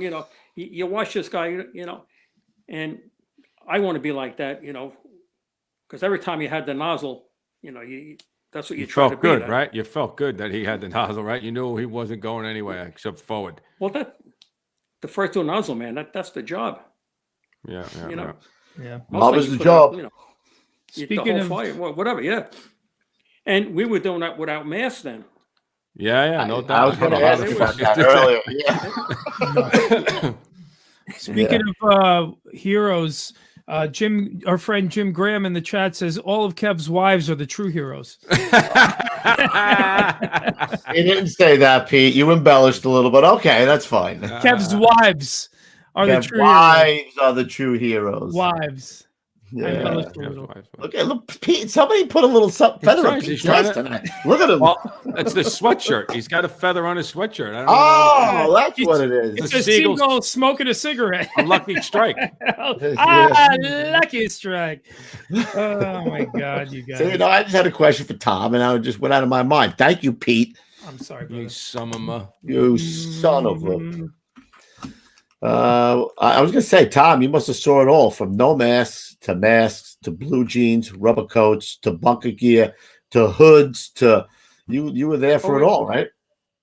Yeah, it was a big change. Like you say, no handy talkies. When you're up on the top floor and you're ready to start water, you start yelling down the street all the way back to the chauffeur who's half a block down. I don't think we really ever talked about that, actually. Wow. I don't think we've talked about that, how that system worked. It's crazy. You think about it. Say you got a top floor fire. You stretch your hose out, and lieutenant or whoever says, "You ready?" Yeah, okay. All right, start water, and then the next guy down, right, all the way down to the first floor, out to the street, and the guy yells down the block. How many MPO could be, 6 halfway down the block. Right. Going good, Dan. More pressure or too much pressure. Oh my. Holy shit, man! That's really too. I don't think we've ever. It was antiquated, really. Yeah. You think? I don't even know when the handy talkies came in. When do you think they came in? Was it the 80s? No, it was before. No, they had them in the 70s. Not every position had them, though, right? I mean, only the officer. No, maybe the officer and the chauffeur that started off in an engine. Right. To me, yelling down the block in a telephone chain to get water is absolutely incredible. It could be like if you really think about that, right? Yeah, it's crazy. Yeah, it could be like the telephone game. Start water. By the time he gets out to the guy, says, south of the border. What? What did you say? I don't know. What? Hold on. We can't even do it with handy talkies. How the hell are they going to do it like that? Holy 70s shit. for handy talkies. Yeah. Mike Rapkovich says, Wow. 70s. 1970s for the handy talkies. That's yes, crazy, sir. Man. That's crazy. And then the hose we had was cotton jacketed, like the 2.5. So after every job, you had to come back and go up in a hose tower and change hose. You had to change. You had to dry it, right? Yeah. So the junior guy like me, go up to the hose tower and you got to drop one down, pick another one up, 4 lengths, whatever it is. then you put it back on, then you know, back in service. You couldn't go back in service till you change the hose. You know, that's a good point too. We never discussed that either. I'm just saying the hose tower, every time I used to look at it, I used to think it was so far before us. It wasn't really. I never realized that it was in the 70s that they were still doing that, huh? Probably 60s? early 70s. Then when I I didn't realize cotton that. jacketed then. I was there. And what was it? What's the purpose? I mean, again, I don't. It's just that it was too heavy. Like, what was it wouldn't control the water? Or? No, it would get, you know, it would get mildew or something. You know, the cotton, if it's wet and folded up. I got so you have to take it off and dry it out. I got you. Look at that. I didn't know that. Well, another little nugget we got tonight, right, Roof? Now we make. What do we use the hose tower for? To rappel down and we do that. We would rappel or make probably a closet barbecue out the of it. pigs or something, you know. Yeah, they make a closet out of it or something now, right? Yeah. Commissary closet, right? They always make the commissary closet out of the fucking. Patty Lee goes, "What's a hose tower?" Did you know Patty Lee when he was in 124? Yeah, I'm trying to picture his face. I probably, I don't know. I can't picture his face. Good looking fella. I know his garbage cans really well. I can tell you that much. When you ran him over. I did. First job. I ran over his garbage cans. Yep. Good Lord. Good so Lord. I actually put in for 124 when I first got promoted. Maybe a week or two. I put in for when I was out to the field right away. So I put in for it. You're crazy. You can't put in for it. Why not? I'm a lieutenant. What the hell's the difference? You know. Right. I didn't get it, but then I got 112 right after. I never heard of him. It worked out. 124. Tonka truck.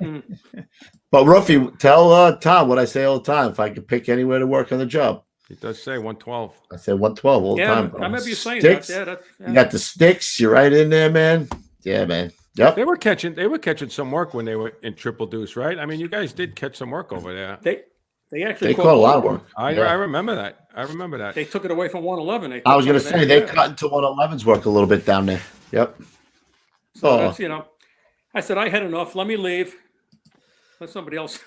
Let somebody else contemplate jumping out the third floor window. For now, I've had my fill. Thank you. Oh my God. 35 years, Petey. 35, and he said he would have kept going too. Unbelievable. Kept going until he was aged out. No, I don't think you were aged out, right? Weren't you? Oh, I said he would have kept going if he. He would have. Right. I had another 6 years to go. I could have done another 6 years. Jeez. Tell. I just saw Jimmy Graham just put it. What company would I say, Coobs? 174. 174 was my. I would say that's the spot. If I had to send somebody, I think I would send them there. 174. All right. Well, they did a lot of work and no projects. 175. You know. Yeah. I think that's where wasn't Jimmy Graham there at the end of it? Wasn't he Captain Graham there in 174? I think so. I don't remember. Huh. I don't remember. I can't remember what I did yesterday. Yeah. Killed a deer, I think. Oh no! Yeah. Patty Lee says Kev wasn't tall enough for 124. Always with the height. Always with the height. For what? Yeah. For what reason? Why? Why? Why? Wait a minute. That really bought. No, it really doesn't. I'm good. I'm good. I'm all right. I'm good. Oh shit! Hey Kev, I'm about your size. Yeah. Yeah, he was in the truck. He pulled it off. See, he can do it. All right. But he was pointing around. You know, he's like, "You over there, you over here, you over there." Yeah. You'll never ever hear a short guy say, "I can't reach that." Never come out of my mouth, bro. I'll find a way. No. Here's how we can tell how tall he was. There you go. He's got the hat. He looks taller with the hat. You know, you can see by the eyes. He's just a hair taller than Bloomberg. And Doomberg. Always look. Yep. Nice. Hey Tom, did you think about studying for captain, or you never did? You just like where you were, and that was it. I did the same thing. Yeah, you know, I did a little bit, but I really didn't push it. You know, I did, but I didn't. I did the same thing. I took the test, but I never really studied.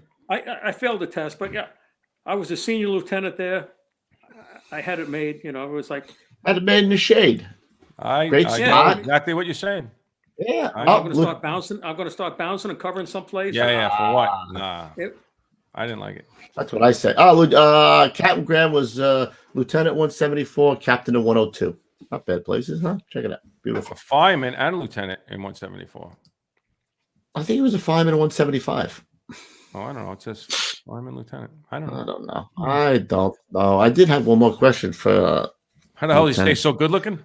I did want to ask you about your Corvette your What goes on with these cars? Corvette collection or Corvette group or something. What is that? Yeah, after I get out, my daughter said, "Why don't you go buy a car and get into some?" So I went out. I bought myself a Corvette. Beautiful. It's a 2007. Ooh, nice. I got it painted up. I got airbrushed.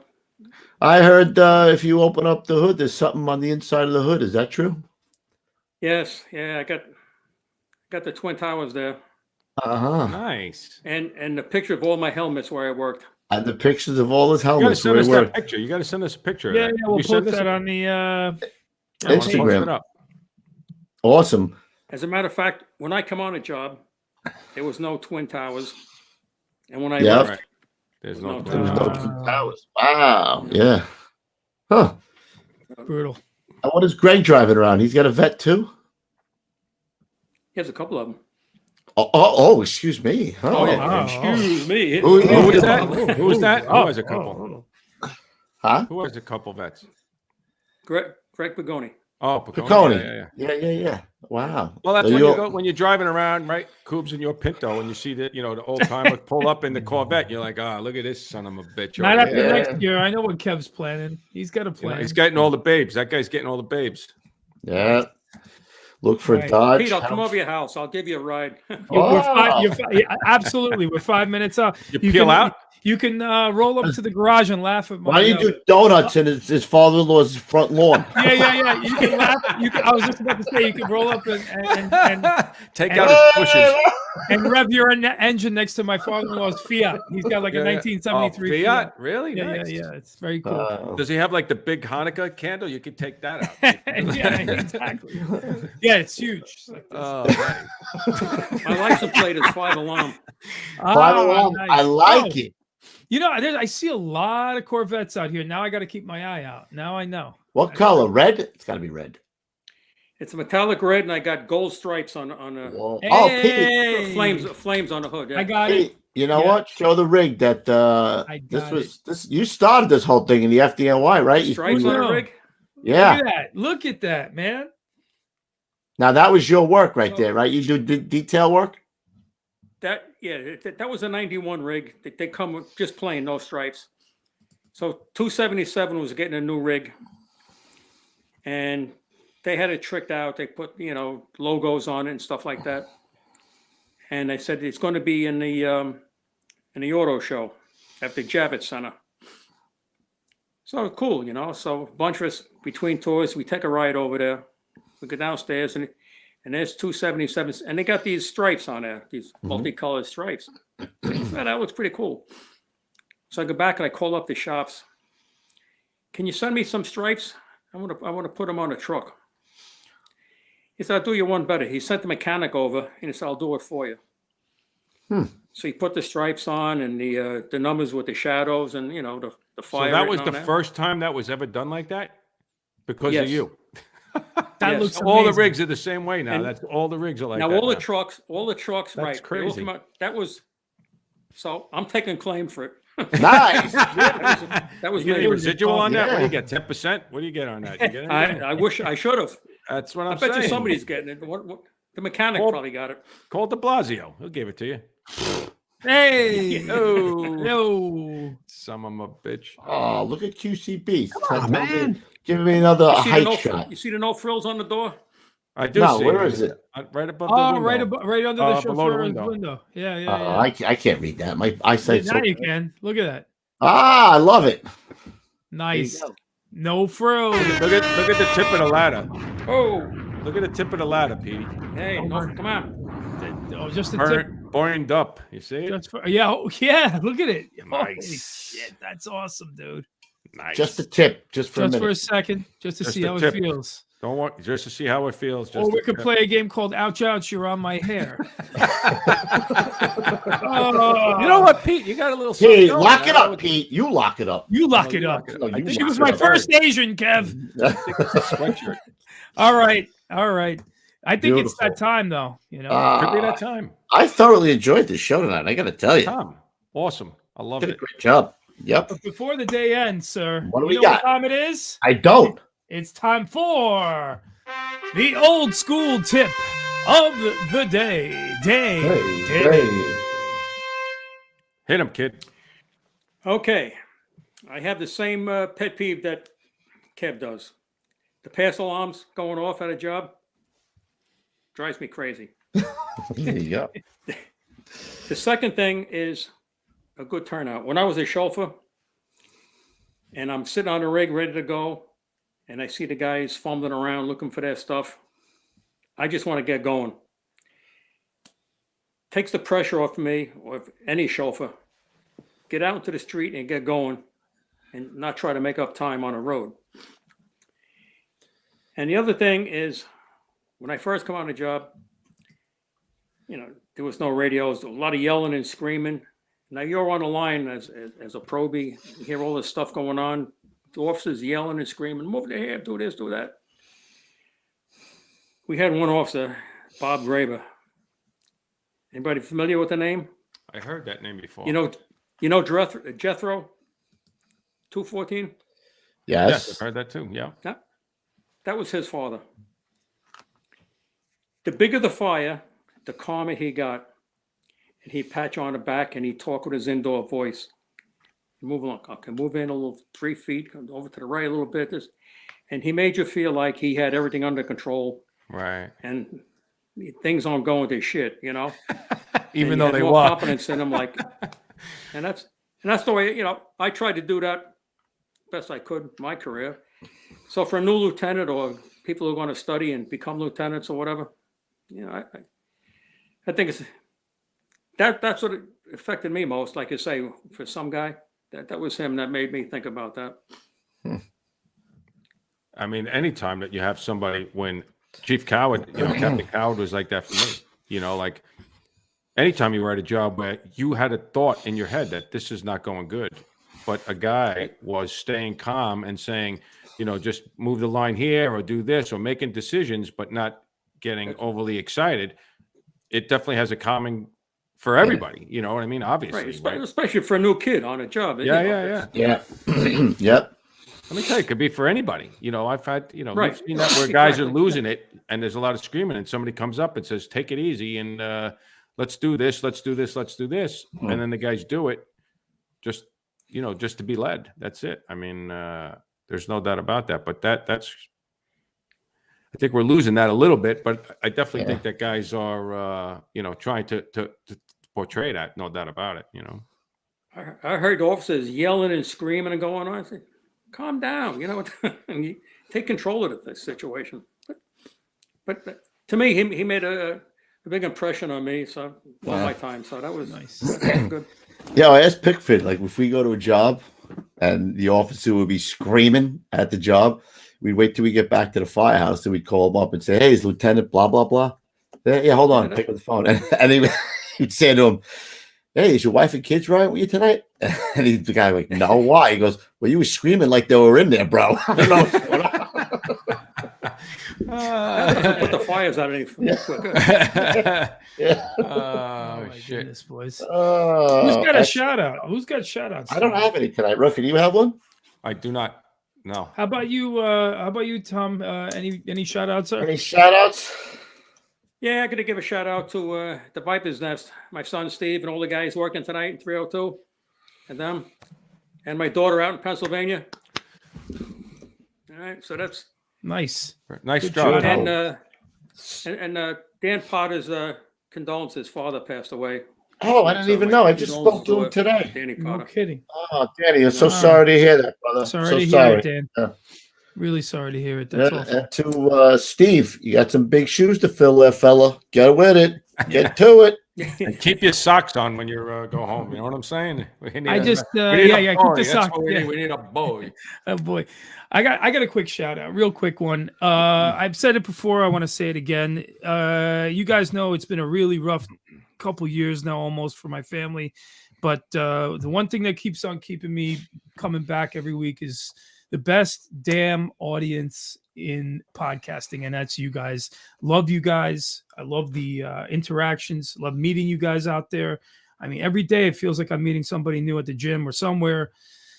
So guys, thank you for being a part of my life. Thank you for being a part of this show. I absolutely love this audience, and you guys are the absolute best. So thank you. I just want to say you get one of the best shows going. So that's thank you. Thank you so much. Thank you. Appreciate it. Thank you. Coming from me, that's a big deal. Potter said Tommy K was the best boss I ever worked with. Look at that. And also, Chief Kleehouse said, great job tonight, Tom. Excellent. All right, so Ruffy, we have Mike Penna, Rescue 2, coming up on the 16th, correct? That is correct. And then we'll talk about what else we have after that. I talked to that crazy coffee guy today. I think we're going to get him on. He's funny as hell. I was watching some of his shit. Did you talk to him? Yeah, he's the Firehouse Chronicle guy? Yeah. So what his name is. I'm going to call Ronnie. No, what is it? I don't know where the fuck I wrote it. Bobby, Philly, Steve, Mike. Robbie, Jason. Jason, that's correct. Yep. So we got a lot of good shows coming up. And also remember I mentioned back that we're going to have a show on finance, Ruffy? A couple of guys reached out to me, so maybe we'll put that together. Nice. Just maybe educate the guys if they want to start a business or they want to do some finances, how to invest their shekels so it makes it work for them. Because, when you get out like you, Ruffy, paycheck to paycheck, fixed income, it's tough. Tom knows it. Tom knows fixed income. Especially very tough. Especially when you have those tastes, when you have that, like those curtains, when you have high roller tastes like that. Oh yeah, yep. Gotta be careful. All right. I'll let you have that one. Top, thank you so much. I thoroughly enjoyed the show. I really appreciate hang up it. there, Tom. We're gonna just don't hang up. We're gonna say goodbye. 10-4. Yeah. Great job, guys. All right, guys. Pete. Well, as everyone knows, you can find the audio version of this podcast on iTunes, Podcast, Spotify, or wherever fine audio podcasts are found. But if you are here at youtube.com/Gettin Salty Experience, please hit that like, subscribe, and share button. Get us out there because you guys are our #1 syndicators. The more we get out, the more we can do. This will eventually be a 5-day-a-week thing, guys. I mean, maybe not 5 podcasts a week, but for sure 5 clips a week, 5 shows a week. That's my goal. That's what I'm trying to do. I want to make this my full-time job. So help me. Help you. Help me. Help you. All right, guys, go to Instagram if you're on there. We're at Salty Dog Inc. Mr. Refrano's curating the hottest fire photos out there in the game, of course. GettinSaltyApparel.com. That's how we pay the bills. Thank you for shopping there, and do get your orders in before Christmas. Things are getting tight now. Super chat, guys. Thank you for everybody who's contributed to us in the super chat. We really appreciate it. Major thanks. Facebook, guys, Gettin Salty fans page. Something weird's going on there, like where Facebook's allowing people to come in and who I don't know what's going on. We have nothing to do with it, me, Kevin, and Lou here, but they're sorting everything out right now. The admins are like Tank and Jose and Alan. So give them a minute to sort it all out. Everything's fine. I guess some people were spamming the page a little bit. It'll all work out. Trust me, those guys will be all booted. It's fine. But get on to Gettin Salty fans page because it's a terrific place. It's just like the show. Lots of information being traded. I see guys just ask a question like, "Hey, anybody have the chauffeur manual from blah blah blah blah?" And people are answering. So it's a really cool thing. Email the show, guys. GettinSaltyExperience@gmail.com. We are loving your questions, so keep bringing them because it's great to have them for our Q&As on Monday nights. And coopspodcast@gmail.com for our Cup of Joe and Fuegos. We want your helmet cam footage, your fire photos, your tattoo photos, your hottest old lady contest photos. But it's not a contest, but it's a contest. Let's face it. But it's not a contest. Kitchen table photos. Table photos, all that sort of stuff. And that, my friends, is all the news that's fit to print. Excellent. Thank you, Petey. Great job. Thank you, guys. Fellas, Ruffy, welcome back. We missed you, kid. Yeah, thanks, Ruffy. pal. Good to be back. Glad to see you, pal. We missed those curtains. Maybe throw a couple of Christmas lights, but don't use the string ones. Ruffy, did you happen to catch that video of the dude who ripped off your background, your curtains, and then stood in front of them, and he like did his audition tape? I did see something. Out of control, man. That was pretty funny. Out of control. I owe a couple of guys phone calls. Gonzo, Jose, Captain Graham, just swamped. It is the height of Christmas season right now, so I will try to get back to you guys. I'm sorry. Yes, we love you guys. We will. Truckee 117. We did the 117 table a long time ago, bud. Catch up. Come on, buddy. Go back a couple episodes. We did the 117 table. All right. Yep. All right, fellas. Okay, we say courage is colorblind. You do say that? I do say it now. Oh, all right. Oh. Tom, great career, man. Really. Yeah. Thanks for sharing it with us. Yeah. Incredible. Thank you, sir. You had a great life with your old man and with your son now. So congratulations to you, man. Really. I lived the dream. No, you did leave the dream, man. That's some career, no doubt about it. Yep. But all right, we'll see you at the big one, everybody. Take care. And I guess I'll start saying it now. Stay low and go. Good for you, Petey. There you go, Petey. Cheers, everybody.